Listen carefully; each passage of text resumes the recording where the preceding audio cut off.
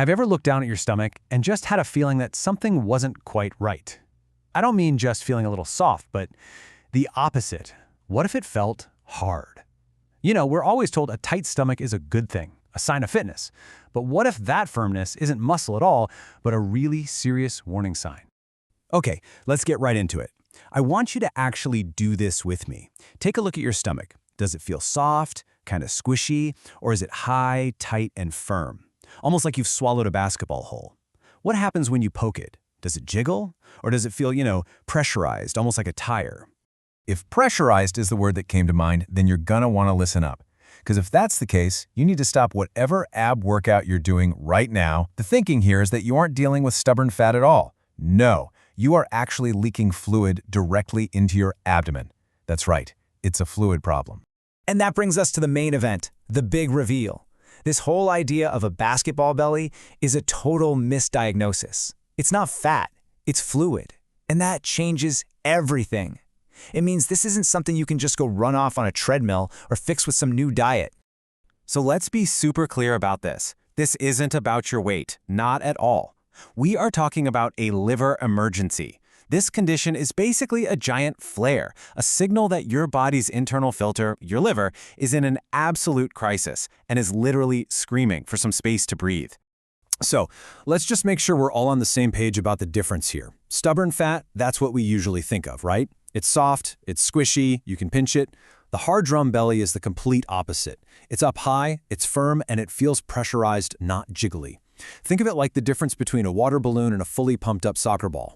So the big question is, how on earth does a stressed out liver lead to this bizarre fluid leak? Well, according to the source material, it all boils down to two critical system failures that are happening at the exact same time.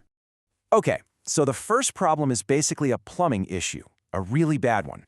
I want you to imagine massive back pressure building up in your circulatory system. It's like a 5-lane highway suddenly hitting a total standstill right at the entrance to your liver. And here's what happens because of that plumbing nightmare. Your heart, it doesn't know there's a problem, so it just keeps pumping blood toward the liver. But the path is blocked, so that blood has nowhere to go. The pressure just builds and builds until the liquid part of your blood, the plasma, is literally forced to sweat right through the walls of your veins and then pool in your abdomen. Wild, right? But wait, that's only half the story. That intense pressure is pushing the fluid out. But there's a second reason the fluid stays out. And it's because a super important protein that's supposed to act like a magnet just goes missing. And that protein is called albumin. Now, a healthy liver makes plenty of it, and its whole job is to be this sort of magnet, using pressure to keep fluid inside your blood vessels where it belongs. But when your liver is struggling, it stops making enough albumin. So you get this double whammy. Fluid is getting pushed out by all that back pressure, and at the same time, there's no magnetic pull to hold it back in. So to really understand how the liver even gets into this mess, the source uses this fantastic analogy, the clogged filter effect. And this right here is the key to figuring out why your body's internal filtration system starts to fail. The whole process seems to happen in about 4 steps. All right, so step 1. Just picture your liver as this incredible high-performance filter. Step 2. Certain things we consume, these solvents, start to clog that filter up with scar tissue. That's a process called fibrosis. Step 3. Eventually the blood trying to get through this clogged filter basically hits a brick wall. And step 4, well, we just saw what happens. That backup forces fluid to leak out into your gut.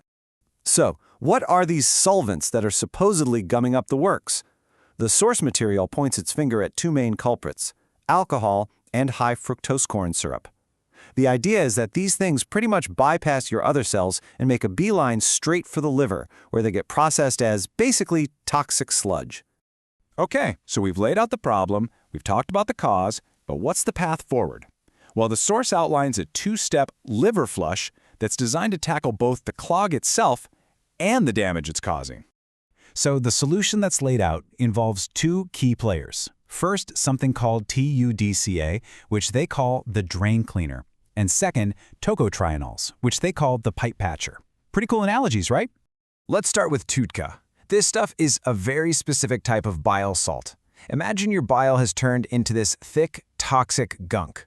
Well, TUDCA's job is to come in and thin that sludge back out, almost like turning it back into water, which allows your liver to finally drain out the toxins that are causing all that inflammation and backup. And then You've got the tocotrienols. These are called the fire extinguishers. They're a really specific branch of the vitamin E family, and apparently studies have shown they can actually halt the progression of liver fibrosis. You know, that internal scarring. They effectively come in and patch the leaks in your body's plumbing. If there's just one thing you take away from all of this, let it be this. The idea is that your body wants to heal itself, but you have to give it the right tools for the job. You have to stop treating what is, at its core, a fluid crisis, like it's a fat problem. They're two totally different things. And that really just leaves us with one final question for you to think about. After everything we've talked about today, from the hard drum belly to the clogged filter effect, is it possible that your body's internal filter has been sending you a signal for a while now? A signal that you might have been ignoring.